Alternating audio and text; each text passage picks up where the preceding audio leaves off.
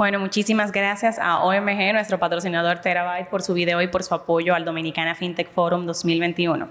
Vamos a pasar ahora al siguiente panel que tenemos en esta tarde de hoy.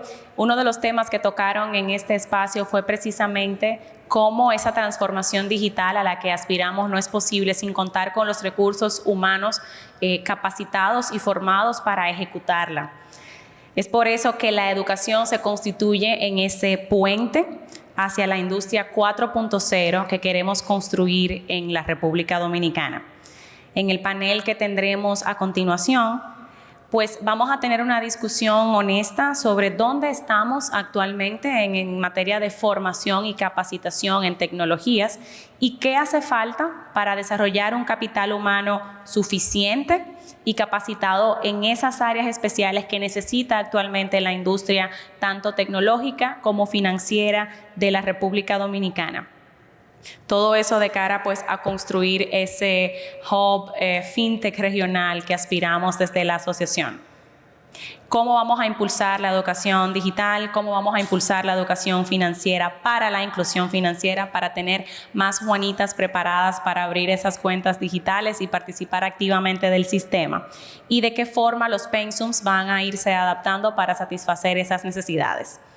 En ese sentido, quiero darle la bienvenida al escenario del Dominicana FinTech Forum 2021 a Maurice de Castro, CEO de ForTech, a Catherine Piña, directora ejecutiva de la Iniciativa Empresarial para la Educación Técnica, al señor Armando Barrios, decano del área de Economía y Negocios. El señor Genaro Rodríguez, quien es viceministro de Ciencia y Tecnología del MESID, lamentablemente está un poco retrasado. Esperamos que pueda unirse en el panel. Sin embargo, tenemos a dos expertos sobre el tema educativo que nos van a estar hablando desde sus conocimientos en el área. Le damos un fuerte aplauso. Muchas gracias, Virginia. Bueno, bienvenidos todos a este panel. Muchas gracias a todos los participantes, a todos los que nos acompañan y también gracias a DoFinTech por permitir este espacio. Este panel se denomina la educación como puente a la industria 4.0. Y queremos tener un conversatorio abierto con este grupo de panelistas para saber cómo diferentes entidades, los miembros del ecosistema que tenemos FinTech, aprovechamos, sacamos lo mejor de la educación para cumplir todos nuestros objetivos. Tenemos el privilegio de tener a estos dos panelistas. Bueno, ya fueron presentados, la señora Catherine Pina. Gracias, Catherine, por estar presente aquí con nosotros. Gracias por invitarme. Con mucho gusto.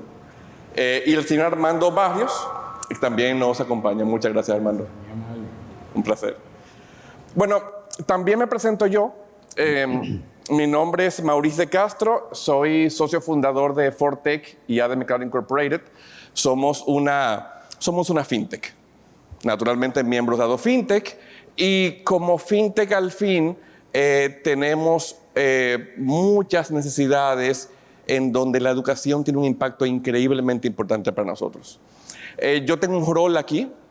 Mi rol es exponer ante ustedes expertos en el área y ante el público que nos acompaña cómo vemos el panorama actual, dónde vemos oportunidades, qué retos vemos y que ustedes nos ilustren con sus opiniones, su experiencia a modo de poder tomar mejores decisiones.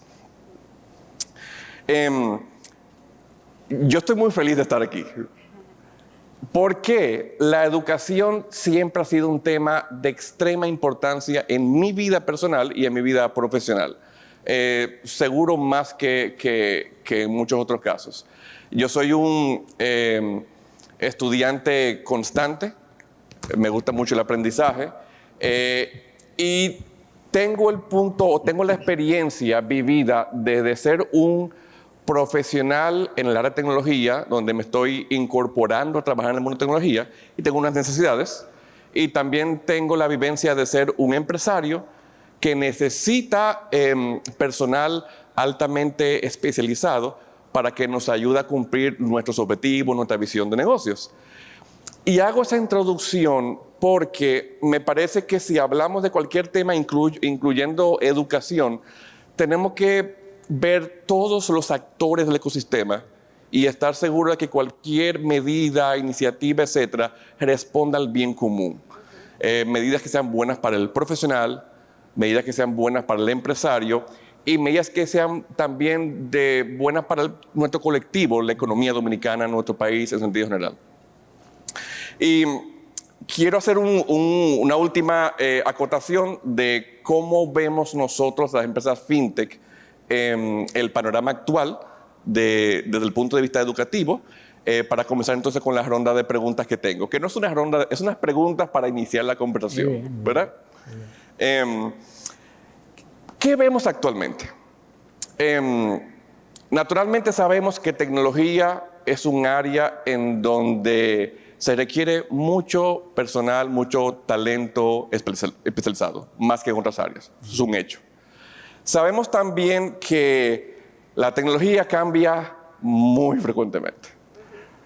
Terminamos de aprender la computación en la nube, nos hablan de blockchain, después de open banking, ahora vemos que tenemos tecnologías que están prometiendo como la computación cuántica. Hace unos días escuchamos en los medios que la realidad virtual aparentemente va a tener una importancia mucho más grande de lo que esperábamos con todo este tema del metaverso. Entonces, necesitamos gente que le guste seguir aprendiendo e invertir en el aprendizaje continuo de nuestros talentos. Sin embargo, sumado a esto, sabemos que estamos todavía terminando de pasar un evento muy importante en la historia, y este evento ha cambiado mucho la forma de cómo vivimos y trabajamos. Por ejemplo, nosotros como empresa estamos continuamente buscando personal, nuestro talento, nuestros colaboradores, estrellas. Y ahora nosotros particularmente que trabajamos mucho con profesionales digitales, contratamos ingenieros en software, ingenieros en QA, diseñadores gráficos, y estas personas, estos talentos, tienen ahora una visión distinta del mundo, porque la visión es, yo puedo trabajar en mi casa. La visión es, ya yo no trabajo en República Dominicana, yo puedo trabajar en cualquier parte del mundo. Lo cual vemos con buenísimos ojos que se le amplíen las opciones a las personas y cada quien tenga más alternativas, buenísimo. Pero eso no significa que no tengamos que reaccionar. Desde el punto de vista educativo, porque ya este personal compite con un mundo entero, y también los empresarios tienen que reaccionar de cómo hacerse más competitivos y cómo también apoyar la formación de nuestros recursos. Y con esto y con este contexto de la situación que vemos, quiero iniciar la primera pregunta. Quisiera que me apoye la señora Catherine Pina con la pregunta. Catherine, otra vez muchas gracias por acompañarnos.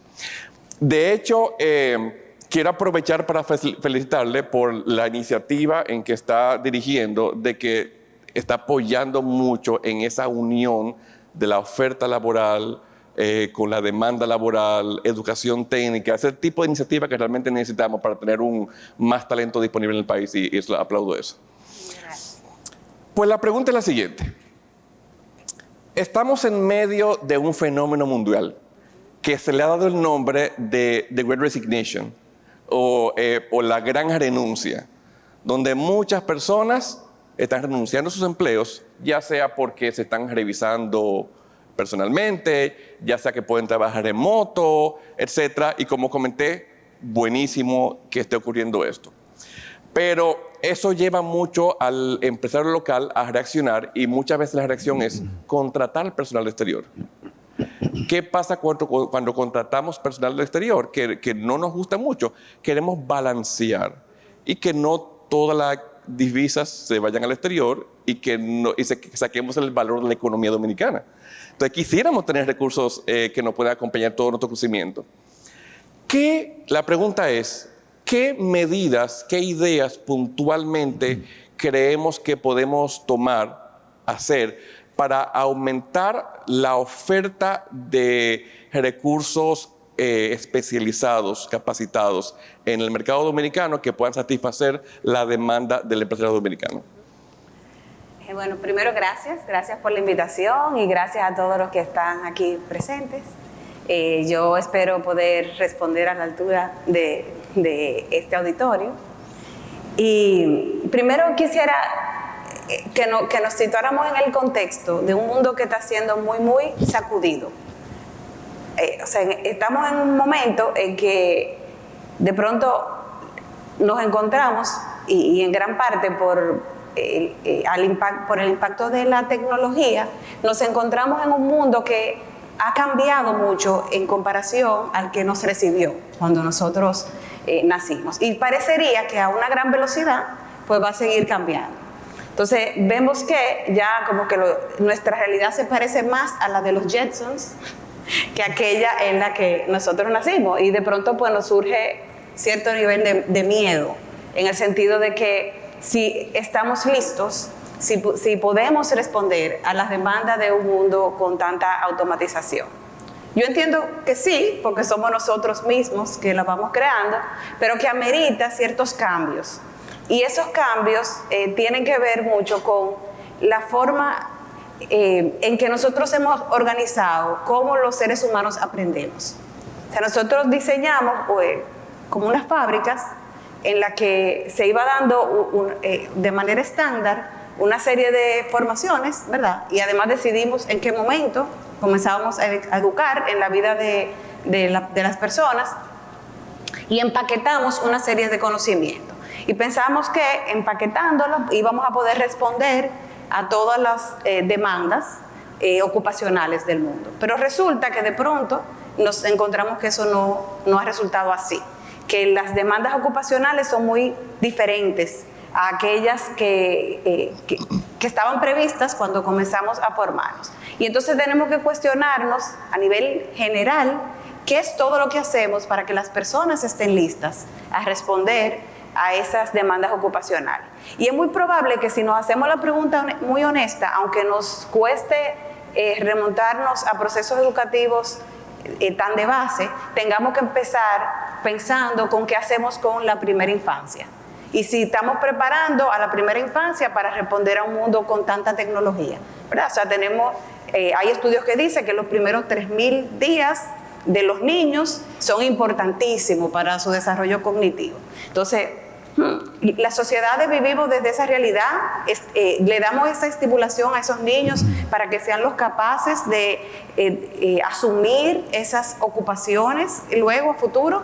Tienen eso que reciben en términos de nutrición y de estimulación es lo adecuado para que ese cerebro tenga los circuitos neuronales, por decirlo así, que son capaces de aprender a la velocidad en que la tecnología nos va moviendo. Entonces es muy probable que nosotros tengamos que revolucionar la educación, pero no solo la educación para el trabajo y el último nivel educativo, sino desde las bases. Y también que repensemos en todo lo que cómo nosotros hemos diseñado las aulas en la que un experto se supone que transmite conocimiento. Nosotros necesitamos formar más personas capaces de aprender continuamente. Tú comentabas que en tu empresa buscan personas que quieran aprender continuamente y que tengan esas características. Esa es una característica del ser humano. O sea, nosotros vinimos dotados así y parecería que nos van programando para perderlo. Estamos dotados para aprender continuamente y expuestos a los procesos adecuados, somos capaces de adaptarnos y de responder. Entonces, nosotros deberíamos de ser capaces de cuestionar nuestros sistemas educativos y responder a lo que ya de manera natural muchas personas están comenzando a hacer por sí mismas. Porque hay personas ya que son capaces de armarse su propio currículo, por decir así. O sea, de definir hacia dónde quieren llegar y comenzar a buscar ofertas dispersas para armar su proceso de formación. Eso va a ser cada vez más.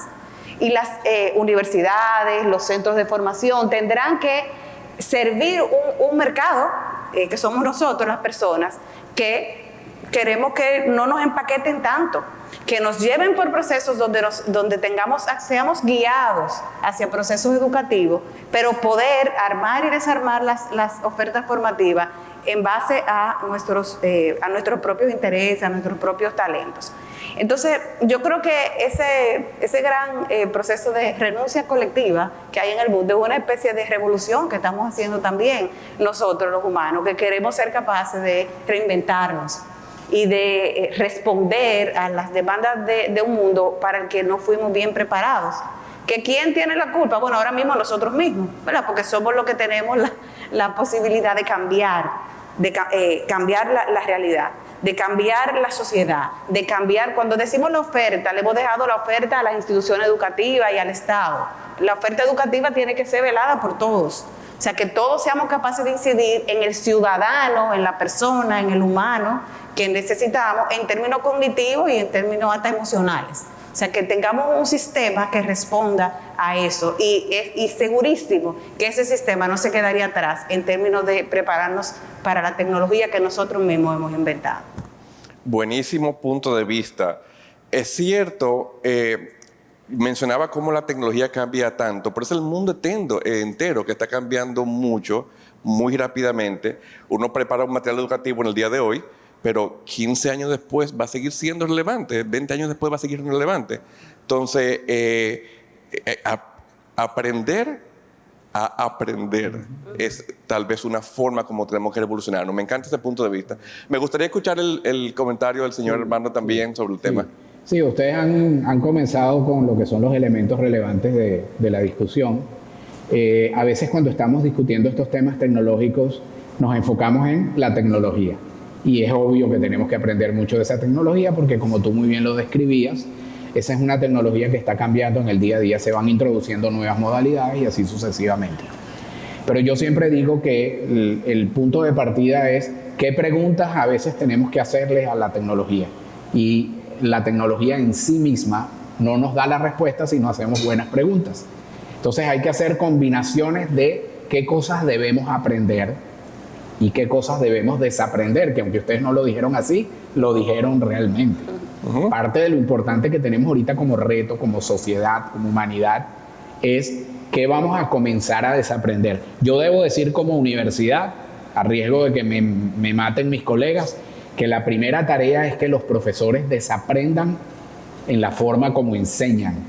Todavía sigue dominando, por ejemplo, la forma de enseñanza magistral, por ejemplo, los ejercicios, los exámenes.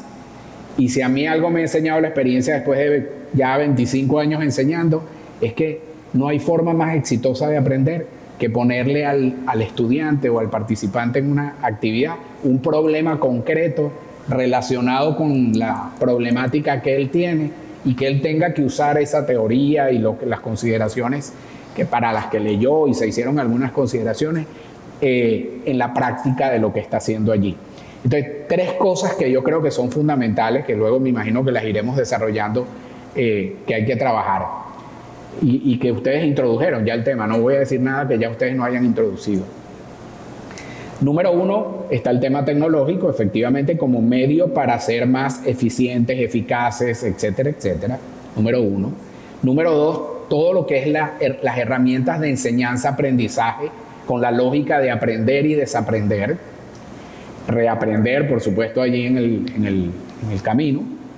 Y un tema fundamental, que sobre todo, también lo decía Catherine, pero Mauricio en la introducción lo planteaba probablemente con otras palabras, y es el tema del entorno en el que trabajamos. Es decir, hoy en día, temas como la jerarquía dentro de las organizaciones han cambiado. Parte de la jerarquía está bien, tú eres el dueño, tú eres el jefe, etcétera, etcétera, pero hay que aprender a vivir también con el hecho cierto de que el liderazgo hoy en día y cada día más se va a tener que ganar. Lo vas a tener que demostrar con tu conocimiento, con la experiencia que tú traes a la discusión. Tema número 2 dentro de esa dimensión, el tema de trabajo en equipo, que es un elemento fundamental. Entender que cada una de las partes trae, digamos, elementos diferentes al equipo, la necesidad de tener equipos complementarios. Eso es algo que tenemos que aprender a trabajar. Tenemos una tendencia natural a querer conformar equipos de gente que se parece a uno. Y no nos gusta la gente que es un poco distinta. Y fíjense que esos temas que se hablan por ahí de diversidad, que a veces tienen un componente o racial o de género, los desafíos más importantes no van a estar ahí. Los desafíos más importantes van a estar en aprender a vivir con personalidades, estilos de trabajo distintos. Entre otras cosas, y otra vez tú lo decías, Mauricio, porque ahora vamos a trabajar además con gente con otras culturas. Cada día vamos a trabajar con gente de culturas diferentes y hay que aprender a hablar el lenguaje del otro, entender lo que quiere decir, su estilo, lo que se puede y lo que no se puede. Yo tengo el privilegio de haber vivido ya como en 5 países. Es como mi quinta experiencia de vivir, no vivir de turista, etcétera. Estoy diciendo de vivir trabajando y haciendo vida del día a día. Y a mí no deja de impresionarme cómo incluso en culturas tan similares, es obvio que yo soy venezolano, en culturas tan similares como la de la República Dominicana, yo todavía hay cosas que sigo aprendiendo, que tengo que preguntarle a mis amigos. Entonces, en mi condición de jefe, pero además de que tengo jefes, yo tengo que aprender en esos estilos que ya no son solo de personalidades, son estilos que también tienen que ver con esa dimensión cultural. Y ahorita a lo mejor trabajamos más en esta zonita del mundo, pero algún día vamos a empezar a trabajar cada día más, ya lo estamos viendo, con culturas que son radicalmente diferentes a las nuestras. En ese contexto, ¿verdad? Aprender, desaprender, reaprender y usar la tecnología y hacerle la pregunta correcta para que salga el resultado correcto va a ser mucho más complejo. Las universidades y en general las instituciones educativas, porque es obvio que han entrado nuevos competidores en el mercado, van a tener responsabilidades en buena medida diferentes y ya lo estamos viendo y ya estamos empezando a cambiar, aunque sea lentamente. Todavía nos falta mucho por avanzar. Yo más adelante quisiera referirme al rol que el sector empresarial y gubernamental tiene en mejorar la calidad de las universidades. Sin eso no hay manera de mejorar la calidad de las universidades. Las universidades tienen que incorporar mucho a la gente que está en la práctica. Otra vez por un tema que ustedes dos introdujeron. La velocidad del conocimiento está creciendo tan rápido, las prácticas, las mismas tecnologías, que no hay manera de que con que tú tengas unos buenos profesores que enseñan ciertas cosas, te mantengas a la vanguardia del conocimiento que el mercado necesita. Entonces, la incorporación de la gente que está en la práctica, yo no te voy a invitar, Mauricio, ni a Catherine, a que vengan a pasar 11 semanas de clases conmigo, pero de repente vienen una vez, dan una charla o dos, y van incorporando cosas que yo no necesariamente en mi área particular puedo enseñar. Esas cosas van a ser fundamentales. Y por cierto, eso es para beneficio de todos, porque al final del día, esa gente que está pasando transitoriamente unos pocos años en la universidad va a pasar muchos años en el mercado laboral. Entonces tenemos que trabajar mucho más conjuntamente en ese sentido. Yo creo que eso es fundamental. Buenísimo, buenísimo punto de vista. Muchas gracias por ese comentario. Me informan que aparentemente tenemos refuerzos y el señor Genaro Rodríguez, el viceministro de la MISIT, nos acompaña. Qué bueno que esté con nosotros. Gracias. Mucho gusto. Ministro, ¿qué tal? ¿Cómo tú estás? Bienvenido. Un abrazo. ¿Cómo tú estás? Por favor, bienvenido. Muchas gracias, señor Rodríguez. Qué bueno que se nos unió a este conversatorio. Así es. Buenísimo. Yo quiero continuar la idea que inició Catherine y después usted continuó, que es sobre cómo tenemos que enfocarnos en la educación de forma distinta, con algo que me gustó mucho sobre el tema de tenemos que aprender a aprender, porque ya preparamos un currículum y ese currículum podría no estar vigente con el tiempo. De todos modos, me atrevo a pensar que hay medidas de largo plazo que uno tiene que tomar, pero tiene que tomar medidas de corto plazo. Me atrevo a pensar, ustedes, los expertos nos indicarán, que este cambio de forma de educación tal vez hay que tocarlo en temprana edad, no cuando ya alguien está avanzado en edad y toca entonces complementar con temas, cosas que funcionen inmediatamente. Y sigo con el ejemplo de lo que vivo yo particularmente. Por ejemplo, nosotros somos una empresa que está muy enfocado, invirtiendo muchos recursos en la tecnología de inteligencia artificial. Y uno sale al mercado en este momento a buscar ingenieros de datos y se torna un poco más difícil porque es un área muy especializada que tal vez no fue vista en la oferta educativa de este país de forma temprana. Entonces tenemos que formar a nuestros estudiantes y profesionales para que puedan ser competitivos en estas nuevas tecnologías. ¿Qué hacemos? Porque quien vaya a formarlo tiene que ser especialista. Y tal vez no tenemos suficiente localmente.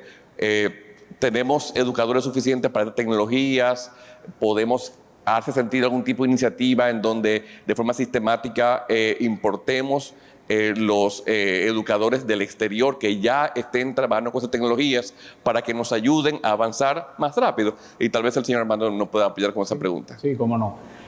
Fíjense, las universidades están haciendo más esfuerzos en ese sentido de lo que está a la vista.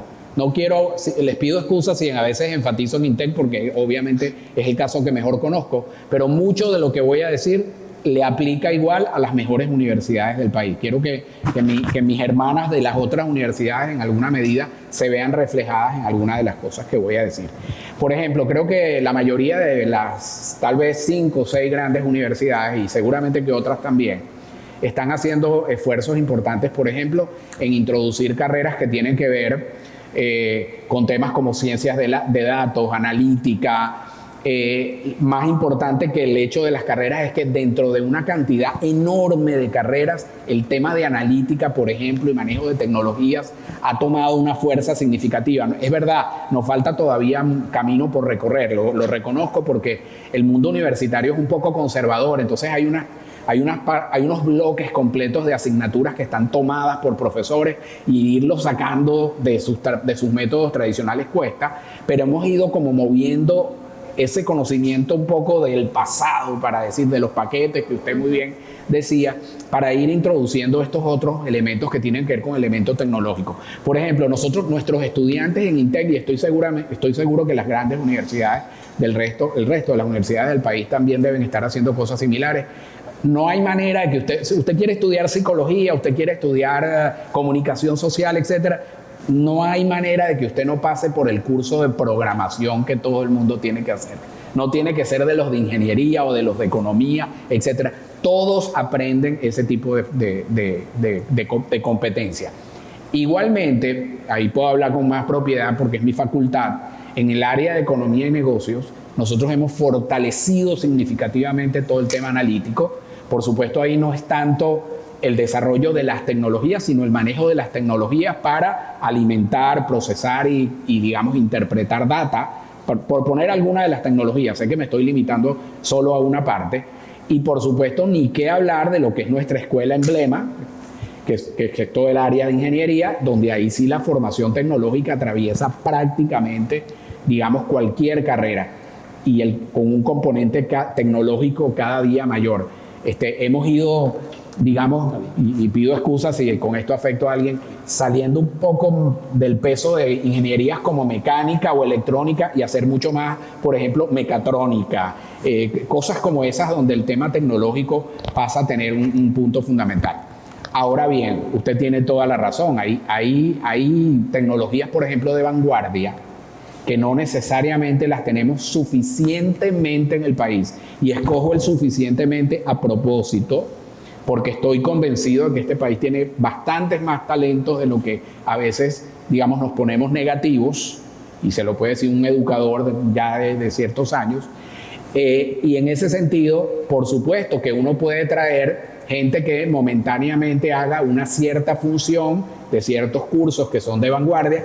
Hoy en día la virtualidad facilita significativamente que tengamos acceso, y las universidades estamos estableciendo convenios con otras universidades, y no solo universidades, porque es que el conocimiento no está solamente en las universidades, las consultoras, los centros de certificación, todo ese mundo, todo ese ecosistema educador que no se limita a las universidades, tiene hoy en día un rol importante en transferir conocimientos conjuntamente con las universidades. Entonces allí soy optimista, en el sentido de que sí, es verdad, hay camino por recorrer, pero no tengo la menor duda de que el camino que empiezan a recorrer las universidades dominicanas va en la dirección correcta de incorporar esos elementos. Solo les pido una cosa a ustedes como empresarios, directivos, etcétera. Ayúdennos a hacerlo más rápido y mejor. Esa es la ayuda que yo les pediría. Guardo ese comentario porque tengo una pregunta muy orientada a ese punto, pero creo que Catherine quería hacer una acotación. Sí, yo quería comentar, no sé si todos conocen el caso de Cris Corsino, no sé si lo han ido si lo han oído mencionar, si lo conocen. Chris tiene una empresa junto con su esposa, Dalisa Heredia, en Santiago. Chris es un joven de Jarabacoa, que estudió en Jarabacoa, que luego entró en la Pucamaima en Santiago y que siguió por ese camino de programación hasta tener esta empresa ahora, en la que tiene que tener ahora unos 200 y pico de jóvenes que están trabajando programación para empresas del Fortune 500. O sea, sus empresas son empresas fuera del país y todo es programación de último nivel. Sus jóvenes empleados, todos son de Jarabacoa. Él agarró y fue a ese centro donde él se formó y él entendía que en Jarabacoa había materia prima suficiente, que no había que ser un genio para ser capaz de programar, pero que había que aprender ciertas cosas bien aprendidas. Y entró él a darle clases a los muchachos dentro del centro de matemáticas. ¿Por qué matemáticas? Porque hasta ahora es la materia que hemos encontrado que mejor nos trabaja el sistema operativo para que sea capaz de procesar información de la misma manera en que ha sido concebida la tecnología. Entonces, los jóvenes que trabajan en temas tecnológicos, para poder desarrollarse y para poder progresar, tienen que haber incorporado bien lo que nos deja las matemáticas. Y nosotros, como hemos empaquetado las materias, la matemática en algún momento la empaquetamos casi como la historia, o sea, más o menos, la dábamos en el mismo formato. Y nos olvidamos que lo importante no es que el profesor sea un catedrático y que conozca muy bien las matemáticas y que sea capaz de llenar 2 pizarras para despejar una ecuación, sino que pueda guiar a los estudiantes a que sean capaces de entender esa mecánica y aplicar conocimiento que le cojan como el ritmo a esa mecánica y su cerebro se conecte con esa forma de pensamiento. Entonces, tenemos esos jóvenes en Jarabacoa, jovencitos todos. O sea, uno llega y los ve y parecen niños. Jóvenes de 40.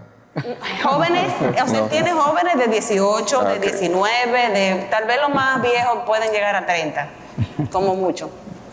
Todos muy jóvenes, a los cuales como plan de carrera se conectó con la Pucamaima de Santiago, porque es donde él está, y trabajó en readecuar la carrera, porque ya esos niños no podían entrar, ¿verdad?, a cualquier carrera de sistemas, porque ya venían programados distintos. Entonces, lo que quiero ilustrar es que realmente hay una manera de transformar la experiencia en el aula si se tiene el fin en mente de que los jóvenes manejen un nuevo lenguaje, que en este caso es el lenguaje de la tecnología, que implica tomarse en serio el aprendizaje de ciertas materias que nos ha costado mucho. Si lo vemos en los resultados que tenemos de pruebas nacionales y de PISA, nuestros resultados en las pruebas de matemática deben estar más o menos cercanos al último lugar del mundo entero. O sea, realmente somos malos enseñando matemáticas y tenemos años invirtiendo en mejorar, pero no hemos progresado mucho. Entonces, parecería que hacer un twist en la forma en que enseñamos ciertas cosas con el fin en mente y con esa integración, porque él es un empresario, él es un empresario que hace eso. Él se acercó al sistema educativo, pero él sabía exactamente hacia dónde quería dirigir los jóvenes. O sea que esa integración, esa vinculación también conlleva o también trae como beneficio que se entienda mejor esa demanda que parece muy lejos del oferente. O sea, tenemos que acercar oferta y demanda y juntos construir unas experiencias áulicas que desarrollen las competencias que queremos en el mercado laboral. Buenísimo. Yo quiero hacer una revisión de qué hemos discutido hasta ahora. Sabemos ya de que tenemos que enseñar de forma distinta. Tenemos que enseñar a aprender porque los currículum cambian muy frecuentemente. Sabemos que tenemos que tomar medidas de corto plazo, tenemos que tomar medidas de largo plazo, pero que de todos modos tenemos que tener mucha fe en la materia prima que tenemos localmente, porque si hay el apoyo del sector privado también, como indicaba Armando, pues también se puede lograr muchas cosas, como el ejemplo que acaba de decir Catherine. Buenísimo este. Yo quiero hacer una pregunta al señor Rodríguez, muy alineado a lo que ya hemos hablado para escuchar su opinión. Planteábamos cómo hay algunas medidas de corto plazo que tenemos que tomar para capacitar técnicamente al profesional dominicano a modo que el profesional dominicano sea competitivo en las nuevas tecnologías que estamos viendo. En República Dominicana se podría convertir en no solamente un productor de software o de tecnología en general para el mercado dominicano, sino para exportación. Hemos visto otros países que han tenido muy buena experiencia y se han convertido en un referente como exportador de tecnología. Tecnología específicamente del modelo de outsourcing. La India, Rusia, Ucrania, Pakistán, etc. La India es el caso más famoso, en donde tiene muchas similitudes con nosotros, pero sí pudo convertirse en un exportador. La pregunta es, ¿qué experiencia, qué aprendizaje podemos ver en estas economías, estos países que han logrado convertirse en exportadores de tecnología? Y si hay algún tipo de medida, sugerencia o iniciativa que esté ya marchando, que usted nos puede comentar, que esté orientando a la República Dominicana a convertirse en un mayor productor de tecnología. Sí. Muy bien, decirle buenas tardes a todas y a todos y plantearle que desde el Ministerio de Educación Superior, Ciencia y Tecnología uno celebra y saluda actividades de este tipo. Y entrando de inmediato a lo que es la pregunta que formula, tenemos que decir que la República Dominicana está obligada a mirar esas experiencias de buena gestión del conocimiento conectados al tema de las TIC, como son esos países que usted hace referencia. En este caso tenemos también no solamente mirar hacia el exterior, sino que como nación estamos obligados a ir construyendo nuestras propias condiciones materiales, si se quiere, societales, para nosotros situarnos en la ruta que esos países se colocaron. ¿Qué tenemos que decirles entonces como órgano gestor de lo que es la política pública de ciencia y tecnología de la República Dominicana? Que el gobierno del Estado de la República Dominicana, en estos momentos presidido por el presidente Luis Abinader, se ha conectado y se ha identificado con lo que es en el plano de la educación el tema de la estrategia de transformación digital de todo el ordenamiento educativo de la República Dominicana a todos los niveles. De manera enfática decirle que la República Dominicana, situándose en esa orientación, en esa ruta, es signataria de lo que es el pacto, el acuerdo, la estrategia de transformación digital de la educación superior, En ese orden se están desarrollando un conjunto de actividades que hacen énfasis en la necesidad de que todo lo que es la vida del entorno educativo se sitúe en la ruta de la digitalización de la vida social, política, económica del país. Y es una responsabilidad que estamos desarrollando. En ese orden decirle que a propósito de eso, en el preciso momento en que la crisis de la COVID-19 nos impacta de manera significativa, todo el entorno de la educación en la República Dominicana tuvo que situarse en la ruta de la digitalidad para proponer un modelo de educación fundamentalmente remoto en el momento inicial, para luego ir transitando a una situación híbrida donde se combina lo digital con lo presencial. Dificultades obvias que tiene el país porque aunque se estaba planificando que todo el entorno de la educación se situara en lo que es esa corriente mundial de digitalización de la vida, en la República Dominicana el aparato educativo de educación superior, pudiéramos decir que todo el sistema de educación superior, ciencia y tecnología del país, aunque estaba mirando en esa dirección, pero no estaba preparado. Eso dio lugar entonces a que desde el gobierno se tuvieron que adoptar medidas de políticas públicas de coyuntura para suplir y hacer que esas instituciones de educación superior pudieran contar con algunos equipos y políticas para la generación de capacidades y competencias al interno del aparato de educación superior, ciencia y tecnología de la República Dominicana, en el entendido de que ni sus docentes, ni sus discentes estaban totalmente preparados para dar respuesta en una situación como se planteó. De manera que se trató de un verdadero desafío. Claro. Como consecuencia de eso, ¿qué se hizo? Se ha decidido dotar porque no solamente entrar a la ruta tiene varias implicaciones, entendiendo que la composición, la población que está en el sistema de educación superior nacional y también educación preuniversitaria tiene desniveles de tipos sociales. Y entonces, ¿cuál es nuestro principal desafío? El desafío del Estado es que hay un problema de una gran brecha digital. Hay una gran brecha digital en el país. Nosotros nos preguntamos, existiendo esa brecha digital, ¿qué respuesta pudieron dar en la ruralidad de la República Dominicana a esta situación que demandaba que para usted hacer educación tenía que tener un equipo? Pero no bastaba con que usted tuviera un equipo, también implicaba que usted tenía que tener acceso a la conectividad. Entonces todo eso plantean graves problemas de políticas públicas. Y la función del Estado es realizar el bien común. Y uno de los primeros desafíos entonces es cómo cerrar esa brecha de acceso a equipos para poderse conectar al nuevo mundo que le plantea la COVID-19, pero un mundo que estaba en marcha hacía mucho tiempo y nosotros nos hemos ido incorporando de manera tardía. Entonces, el tema del equipo y el tema de la conectividad es clave para nosotros resolver el problema de la brecha digital.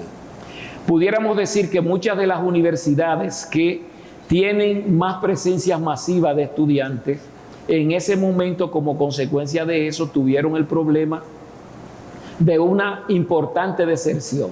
Eso no pasó en las universidades, en unas 4 o 5 universidades, donde la población mayoritariamente que asiste a ella son estudiantes de clase medias hacia arriba que sus padres pueden dotarlos de un equipo. Pero es dramático cuando en medio de esta necesidad de que desde la educación es que se hace la conexión a la era digital, a la educación ciberespacial, uno tenga dificultades tan fuertes como la que se ha tenido es de la carencia de equipos y el que tiene un equipo quizá dificultades de conectividad. Entonces es un drama que como representante del poder público y rector del sistema de educación superior, ciencia y tecnología, es uno de los principales desafíos que nosotros hemos tenido y estamos comprometidos no solamente con esos estudiantes, sino con una gran cantidad de profesores que no están formados en el manejo de estos instrumentos. Entonces la situación es un poco grave. Carencia de equipos, conectividad, definitivamente si no podemos conectarnos al ciberespacio. Totalmente. Sí, nos presenta un reto. Usted comentaba algo sobre también la conexión y el apoyo con el sector privado. Y es un punto que me gustaría, de hecho, tal vez escuchar opiniones de todas las personas que estamos aquí, los panelistas presentes. ¿De qué formas prácticas, puntuales, el sector privado puede apoyar en las diferentes iniciativas para mejorar la educación? Yo veo 2 puntos de vista y me gustaría saber si les hace sentido y si no, indicar en qué dirección lo considera correcto. Tenemos que buscar la forma de conectar que la oferta educativa compagine con la demanda de recursos. Porque si de repente el día de mañana alguien hace un par de anuncios de ingeniería mecánica muy buenos y uno tiene mucha gente enamorada de ingeniería mecánica, pero lo que se demanda es medicina, pues tenemos una desconexión. Y eso no significa que uno le vaya a limitar a las personas a educar lo que cada quien quiere, pero uno puede mover algunas fichas buscando el objetivo colectivo. Formas prácticas. Yo soy un empresario. Le comenté, me encanta la educación. De hecho, yo digo que soy empresario y gerente, pero yo siempre digo que yo soy gerente por obligación. Lo que corre por mis venas siempre ha sido el software. Yo soy desarrollador de software, obligatoriamente colocado a gerenciar una empresa. Sería una maravilla para mí el yo poder sentarme con un grupo de jóvenes que les guste este tema y dedicarle el tiempo realmente para incluso educarlos o hablarles de cómo es la vida del mundo de la tecnología, las oportunidades que existen. Y estoy seguro que muchas personas de las que están aquí, muchos empresarios que están aquí, les encantaría tener esa participación. Porque de esa forma no solamente uno aporta en formar personas que le guste la tecnología orientada a lo que uno hace, sino que es una forma de captar talento. Es una forma también de dar a conocerse. Hay muchas ventajas para ambas partes. Tal vez comenzando con el señor Armando, tips prácticos de, convenció a un empresario aquí de que quiere aportar como usted pidió. Sí, sí. ¿Qué hace mañana? Sí, fíjense, ya yo había anunciado una primera y es la participación mucho más activa de la gente que está en la práctica en el mundo propio de la universidad. Eso puede significar varias cosas: charlas, invitaciones a participar en clases, para cosas absolutamente prácticas de lo que se está haciendo en la vida real. Entre otras cosas, porque una cosa que han mostrado las universidades y el empresariado dominicano se queja con razón, y no es una queja solo del empresariado dominicano, que a veces nuestros muchachos salen con una cantidad enorme de información de las universidades, pero les cuesta un poco hacer algunas cosas prácticas que son las que se necesitan en la empresa. Hay que poner las cosas en orden. Es decir, la universidad en 3 o 4 años, usted lo sabe mejor que yo, no tiene capacidad para poder abarcar todas las cosas que la vida real tiene. Y ahí hay un elemento que, con otras palabras, lo decía Catherine, que es priorizar las cosas que en verdad debemos enseñar. En vez de estar enseñando, no sé, 50, 60 materias, yo no sé cuántas serán, dedicarse más a aspectos que son de base, que nos permiten pensar mejor y abrir espacios en el currículum, ¿verdad?, en los planes de estudio, para que, por ejemplo, a través de materias electivas, etcétera, etcétera, la gente tenga eso tiene un nombre hoy técnico, usted sabe mejor que yo de estas cosas, que son trayectorias formativas. Entonces, yo hago 2 años de base de formación y de pronto en el tercer año, si voy a terminar trabajando en una fintech, yo tomo una serie de cursos que tienen que ver con eso específicamente, y tengo esa combinación de lo general que me permite pensar mejor y prepararme para el cambio, y al mismo tiempo de esa parte práctica. Ahora, ¿quiénes deben dar esa parte práctica? Ojalá que no los profesores tradicionales. Ojalá que sí el sector privado que está en esa práctica. Que usted nos vaya ya, por ejemplo, a nuestra carrera de software, de ingeniería del software, y nos enseñe. Yo no le voy a pedir, como le dije, que pase 11 semanas con nosotros, pero vaya de pronto a algunas sesiones, mire, cuidadito, mire, estas son las cosas que se están haciendo, préstenle atención, etcétera, etcétera. Esa es una. Otra, el modelo educativo en general, con todo respeto, señor viceministro, que usted sé que es un hombre inteligente y está abierto a estas cosas. Yo creo que, por ejemplo, nosotros tenemos que, los países en desarrollo particularmente, tenemos que movernos hacia sistemas que se parecen un poco más al sistema alemán. Y usted me dirá, ¿y eso qué tiene que ver con lo que yo le pregunté? Mucho. ¿Por qué? Porque el sistema alemán básicamente lo que entiende es que, independientemente del rol que la universidad hace en cierta formación, una parte importante del aprendizaje se hace es en las organizaciones, sean públicas o sean privadas, sean del tercer sector, de la que sea. Y además todos lo sabemos, aprendemos mucho más en el tiempo que estamos en el trabajo que en el tiempo que pasamos por la universidad, que es un periodo muy corto de la vida. Y todavía peor, usted lo dijo muy bien en la introducción, Mauricio, en un mundo que está obligándonos a estar permanentemente aprendiendo cosas nuevas, no hay manera de que usted en 3 o 4 años, en 5, los que sean, y si hace una maestría, a lo mejor 1 o 2 años más, digamos, usted pueda tener esa formación que se necesita. Usted lo que va a tener son unas bases que le van a abrir el camino para seguir, digamos, permanentemente educándose. Y ahí vuelve a aparecer otra modalidad donde el sector privado y el sector público tienen mucho que hacer, que es estar permanentemente certificando competencias, no certificando temas, que eso que ahí tenemos que romper, ojalá pudiéramos romper con certificar temas. Lo importante es certificar competencias, usted lo decía muy bien. Es no solamente a conocer, sino a aprender a hacer. Eso es fundamental. Creo que el sector privado tiene roles en todo ese tipo de prácticas, y puedo seguir mucho más. Lo que pasa es que no quiero claro. pasar del tiempo. buenísimo ese comentario. Me gustaría escuchar el comentario del señor Genaro. Estamos haciendo la tarea de investigar yo dije el ejemplo de India, etcétera, pero tenemos el caso de Alemania y habrá otros casos de ejemplo. Estamos haciendo la tarea de investigar qué está funcionando en el mundo para copiar lo que más se aplique a lo que serviría aquí en el mercado local.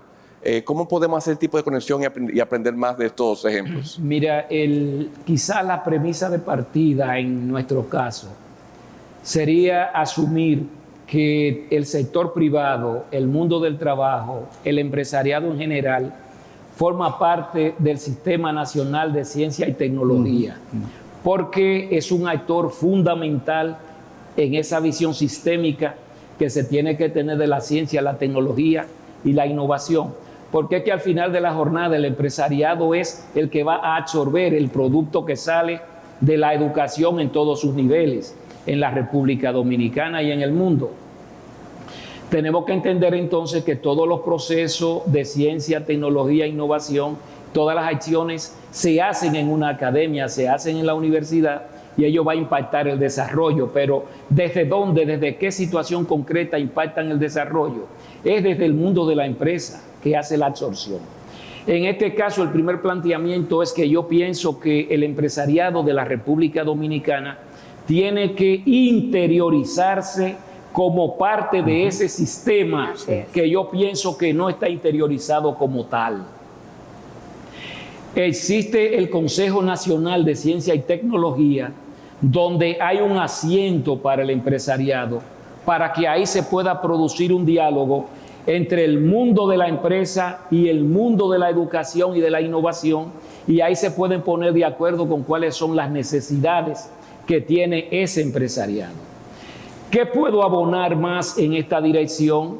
Es que los parques científico-tecnológicos que hacen énfasis en que se produzca ese diálogo entre el mundo del trabajo y el mundo de la academia, y a partir de ahí se producen procesos importantes y significativos de investigación y de iniciación a lo que es la generación de productos científicos, inclusive a un conjunto de acciones que en definitiva nos dicen, cuando hablaba de grado, ¿cuáles serían los énfasis?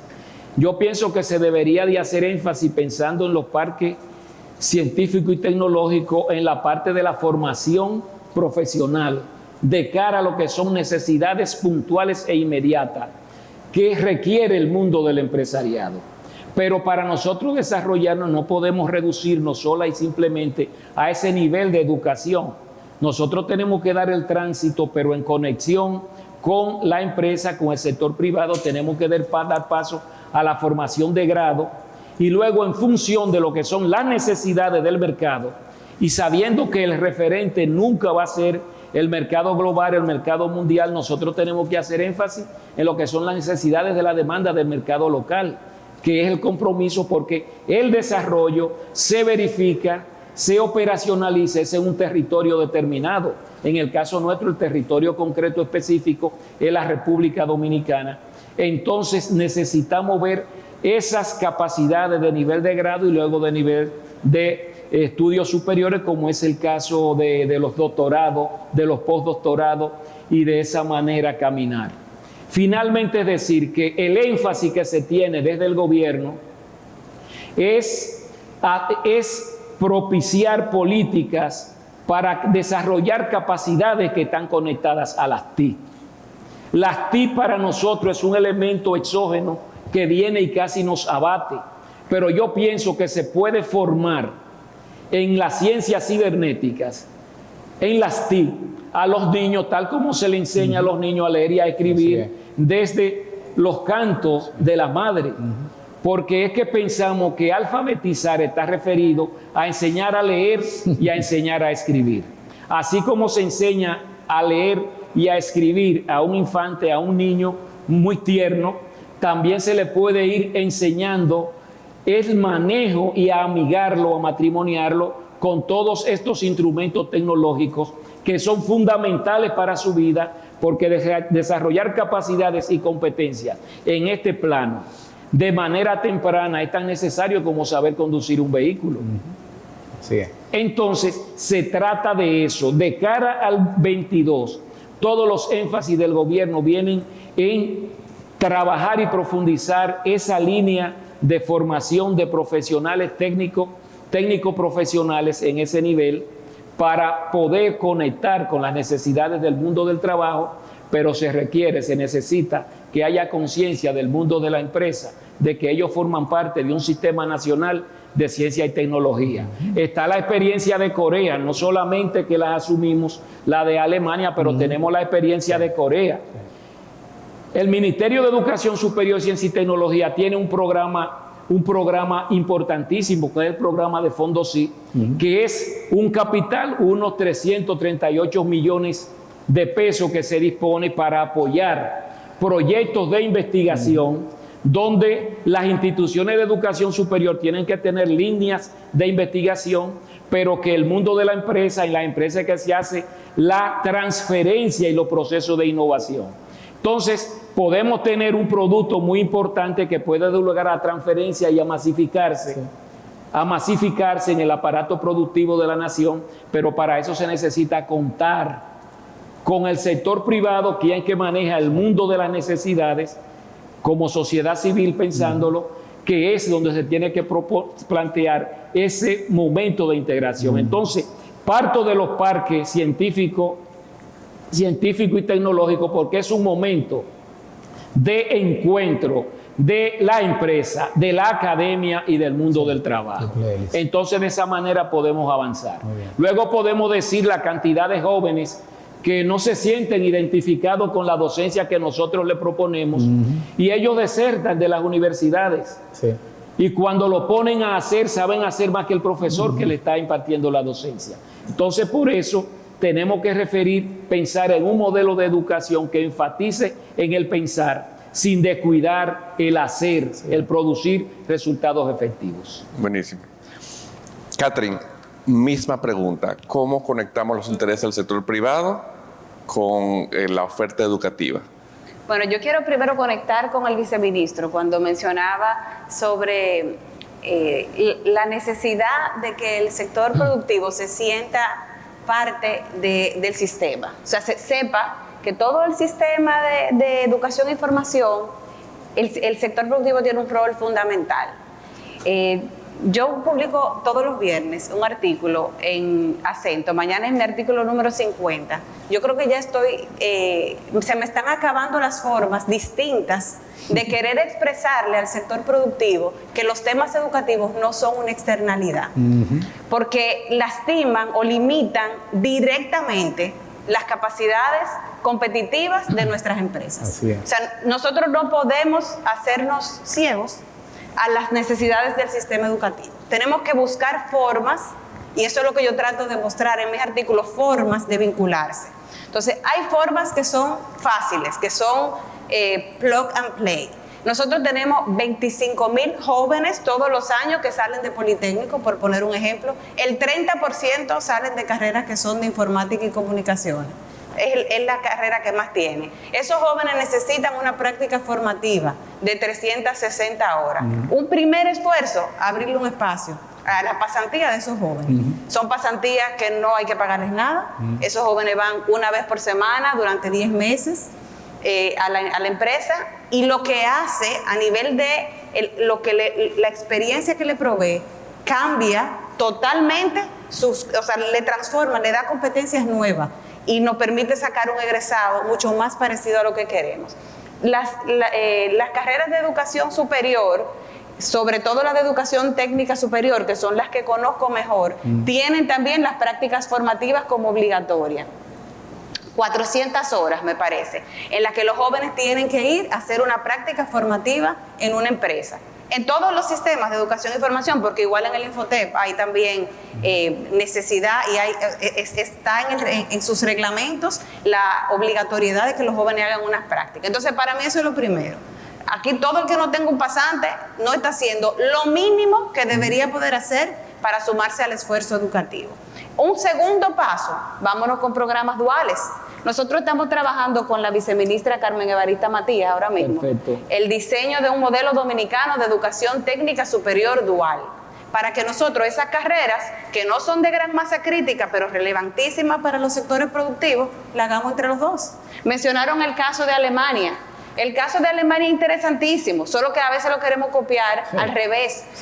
Creemos que es que la academia tiene que salir a perseguir al sector productivo para sumarse. A Alemania le funciona porque es al revés. Es la empresa que dice, querida academia, acompáñame en este proceso para que le dé cierta rigurosidad y para que la persona aporte un certificado que valga mucho más allá de mi empresa y le dé un certificado en el sector. Entonces, tomemos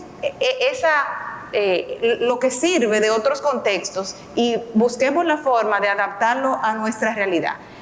En temas de políticas públicas estamos trabajando un catálogo nacional de cualificaciones. A muchísimos deben haberle llegado invitaciones para mandar personas que se sienten en una mesa a decir qué requieren y que eso que tienen en descripciones de puesto se lo pasen a la gente que trabaja en los programas formativos, porque los programas formativos y los planes de estudio diseñados en competencias se van a parecer mucho más a una descripción de puesto que lo que se parecían antes los currículos con lo que nosotros estudiamos. Entonces, pero para eso tenemos que hacerlo juntos. O sea que hay múltiples formas de vincularse. Ahí están las ferias técnicas, hay múltiples formas. Y nosotros lo que tenemos que tener la intención.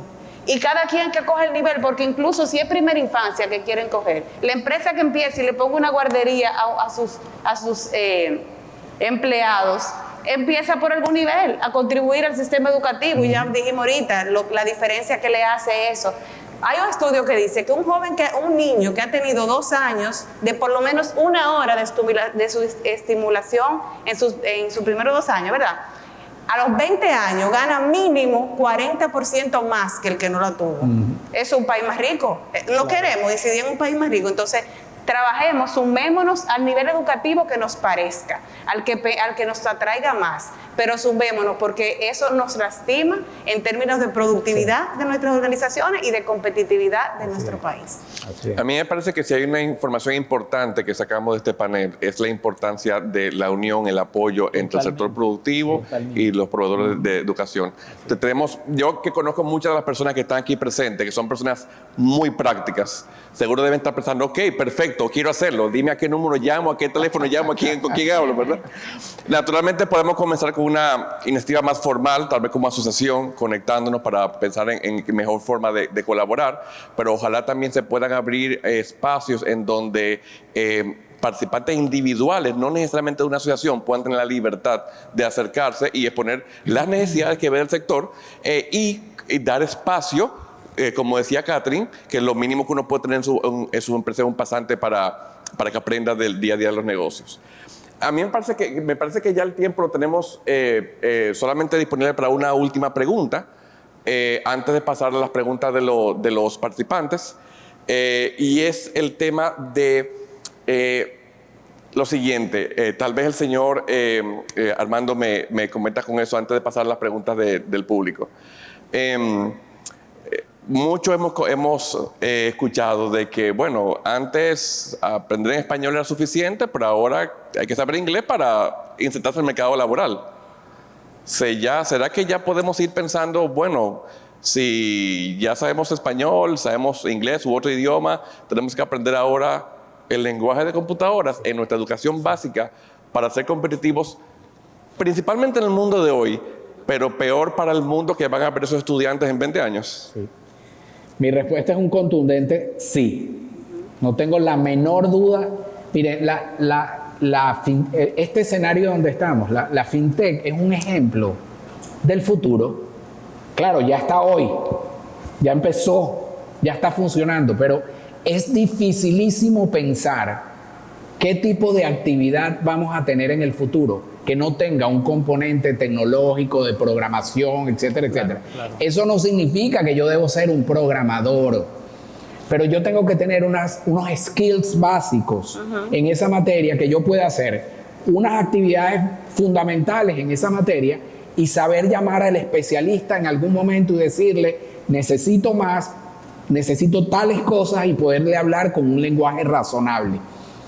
Y esa es una de las razones, y estoy seguro que en otros tipos de instituciones educativas también se está haciendo, El grueso de las buenas universidades dominicanas, no estoy hablando de Estados Unidos, no les estoy hablando de Japón, están haciendo un esfuerzo por incluir en sus planes de estudio competencias en esa dirección. Ahora bien, creo que el mensaje de Catherine es contundente. Es decir, no basta con que esperemos a que ese muchacho llegue a los 16, 17, 18 años. Usted también lo decía, señor viceministro. Nosotros tenemos que empezar en ese tema que cuando llegues a la universidad ya vas a algo un poco más sofisticado. Sí. Es decir, Así es. ¿por qué, por ejemplo, tenemos que invertir?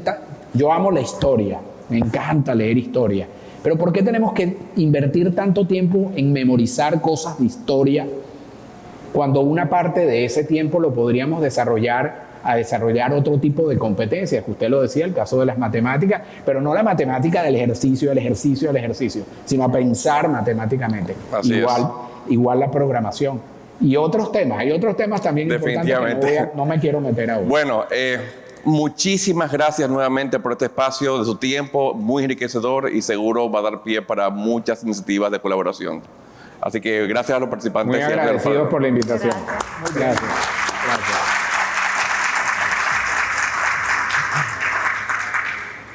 Bueno, muchísimas gracias a nuestros panelistas. Sí, lo mejor. Vamos ahora a pasar a un break que tenemos de 20 minutos. Recordarles que una de las cosas que tenemos en este tipo de eventos virtuales es la posibilidad de conectar cara a cara. Así que les invitamos a aprovechar este espacio para conocer a las demás personas que están aquí, para acercarse a aquellos a quienes ustedes no conozcan y también para visitar los stands que tienen algunos de nuestros patrocinadores ahí fuera. Pueden conocer esos productos y servicios innovadores, y para quienes no están presentes en la tarde de hoy, tienen un Expo Hall en la plataforma donde también pueden visitar todos los stands de todos los patrocinadores y la posibilidad de conectar con cada uno de los asistentes que está registrado de forma virtual. Pueden enviarles mensajes, pueden solicitarles reuniones, así que aprovechemos este pequeño break para hacer nuevas relaciones y descubrir nuevas oportunidades. Nos vemos aquí en 20 minutos. Muchas gracias a todos.